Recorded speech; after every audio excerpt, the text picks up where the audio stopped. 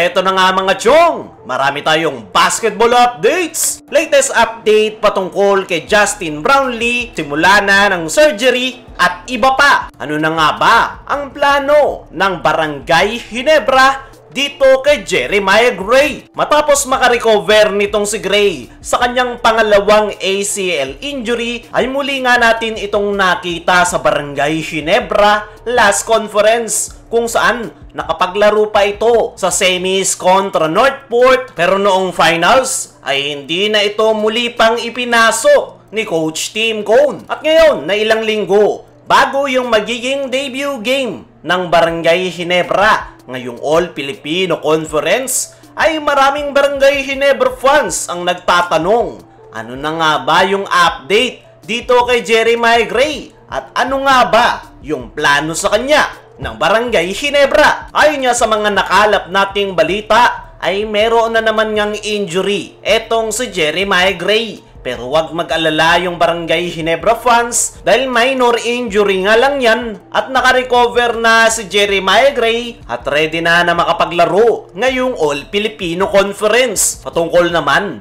kung ano yung pinaplano sa kanya ng Barangay Ginebra, ay isa nga ito sa kinoconsider ni Coach Tim na gawing trade asset dahil ayon sa ating mga trusted source ay possible raw na mapasama si Jeremiah Gray sakaling may lutuing trade ang Barangay Ginebra. Factor na siguro yung pagiging injury prone ng nasabing wingman, kaya kinoconsider siya ngayon ng Ginebra na gawing trade asset. Pero kung si Coach Tim Cone ang tatanungin, ay gusto nga nitong manatili si Jeremiah Gray sa kanyang kupunan dahil gusto niya pa nga itong bigyan ng pagkakataon ngayong All-Filipino Conference dahil simula nga nang makuha nila ito ay talagang hindi pa inailalabas ni Jeremiah Gray yung kanyang full potential dahil sa kanyang mga natatamong injury. Gusto nga ni Coach Tim na subukan etong si Jeremiah Gray habang healthy ngayong All-Filipino Conference dahil naniniwala nga si Coach Tim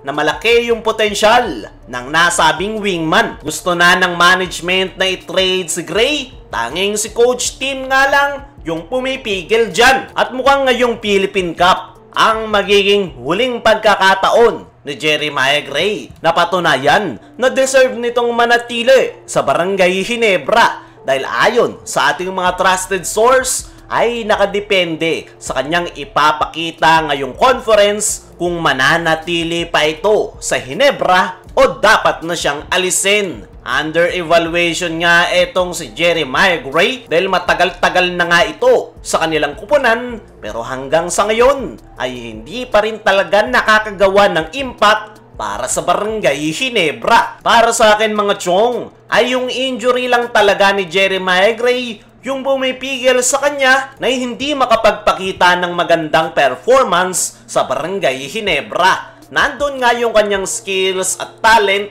pero hindi niya mailabas dahil sa takot na muli siyang ma-injury, at yan nga yung kinakailangang ayusin ni Jeremiah Gray bago pa tuluyang maubos ang pasensya ng Barangay Ginebra at gawin siyang trade asset. Ayon pa nga sa mga nakalap nating balita, ay malaki nga daw yung chance na makakakuha ng magandang playing time etong si Jeremiah Gray dahil wala nga si Brownlee na kapareho niyang position. At the same time, gusto ni Coach Tim na makita kung ano pa yung mga kaya nitong mai-contribute sa kanilang kupunan. Tumako naman tayo dito sa kabilang balita. Latest update patungkol kay Justin Brownlee, simula na ng surgery at iba pa. Ngayong araw nga mga chong, April 8, ay ang magiging simula ng surgery ni Brownlee para sa kanyang kamay. At si Dr. Henry Calleja nga ng St. Luke's Medical Center sa QC ang mag-undergo ng kanyang surgery, at si Dr. Randy Molo naman ang magsusupervise sa magiging treatment sa kamay ni JB. At sakaling maging successful yung surgery sa kamay ni Justin Brownlee, ay ang expected magiging recovery at pagbabalik nito sa paglalaro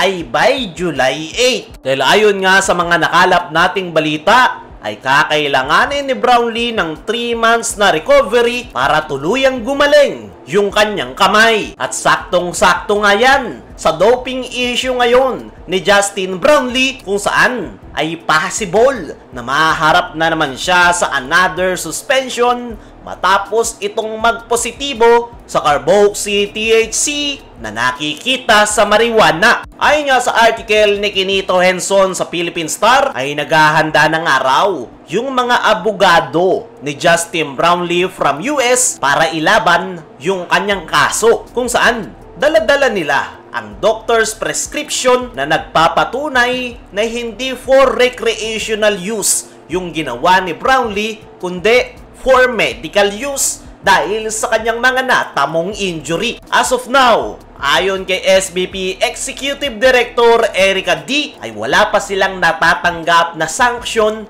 para kay Justin Brownlee. Pero possible raw na 3 to 4 months yung magiging suspension ni Brownlee, at saktong-sakto yan sa recovery period ni Brownlee para sa surgery sa kanyang kamay. Sa ngayon nga mga chong, ay malakas yung laban ni Brownlee na maipapanalo niya yung kaso na yan. At tignan na lang natin kung ano pa yung magiging update kay Justin Brownlee. Kaya mga chong, ano ang masasabi nyo sa mga latest update patungkol sa resident import ng Ginebra? Ano rin yung masasabi nyo sa plano ni Coach Tim kay Jeremiah Gray? I-comment mo lang dyan sa ibaba.